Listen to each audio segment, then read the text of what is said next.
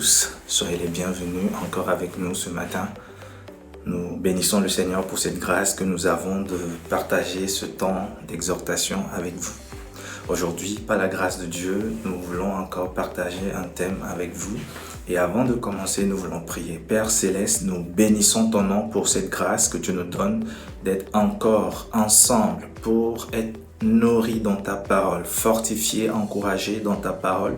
Nous prions que ton esprit nous parle, que ta parole fasse du bien à une âme aujourd'hui, que ta parole transforme un cœur aujourd'hui.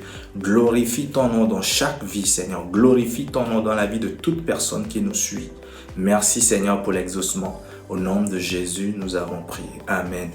Nous bénissons le Seigneur pour cette grâce qui nous donne d'être encore ensemble aujourd'hui pour partager sa parole avec nos amis qui nous suivent.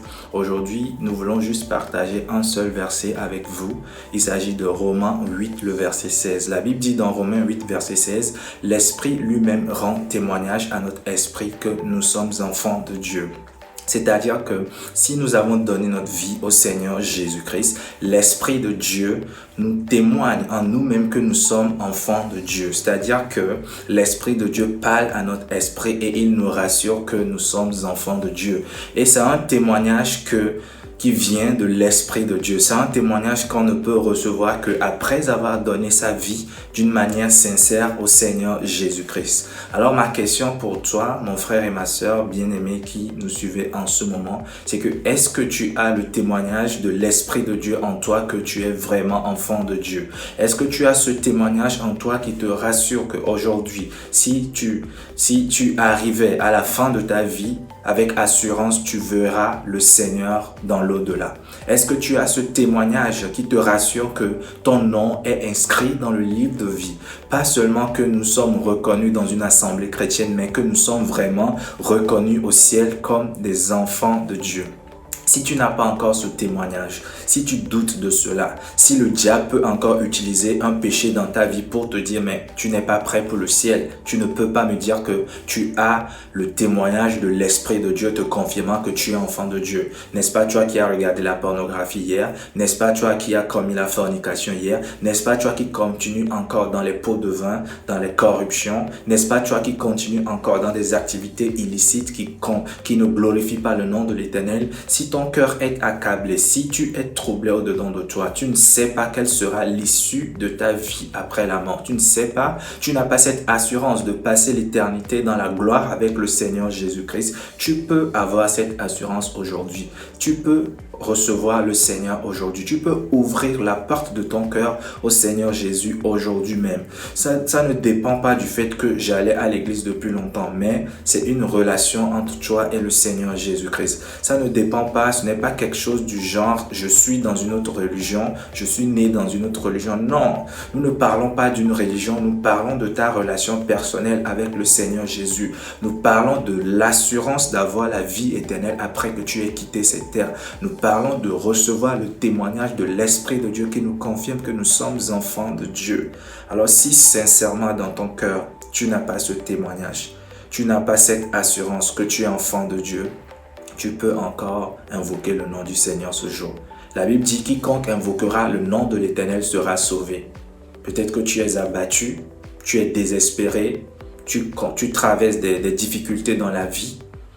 Tu ne sais même pas de quoi sera fait ton futur, jusqu'à parler de la vie après la mort. Tu es complètement troublé. Tu essaies de te rassurer, mais le diable te torture encore. Parce qu'il y a des péchés, il y a des choses que tu n'as pas encore confessées. Il y a des souillures avec lesquelles tu t'amuses encore. Et peut-être que tu te caches derrière le fait que tu exerces une activité dans une congrégation chrétienne. Le Seigneur t'appelle à la repentance aujourd'hui. Le Seigneur t'appelle à venir humblement, Seigneur Jésus. Tu peux prier avec moi en ce moment. Tu peux invoquer le Seigneur Jésus. Tu peux dire, Seigneur Jésus, je viens.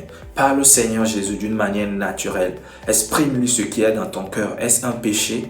Quelque chose qui te condamne, qui t'accuse? Exprime cela au Seigneur et demande au Seigneur de te pardonner. Demande au Seigneur Jésus de te laver.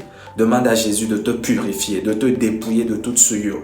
Demande au Seigneur Jésus de te rendre plus blanc que la neige. Demande au Seigneur Jésus d'effacer tous tes péchés, d'inscrire ton nom dans le livre de vie. Bien-aimé, j'aimerais prier avec toi aujourd'hui.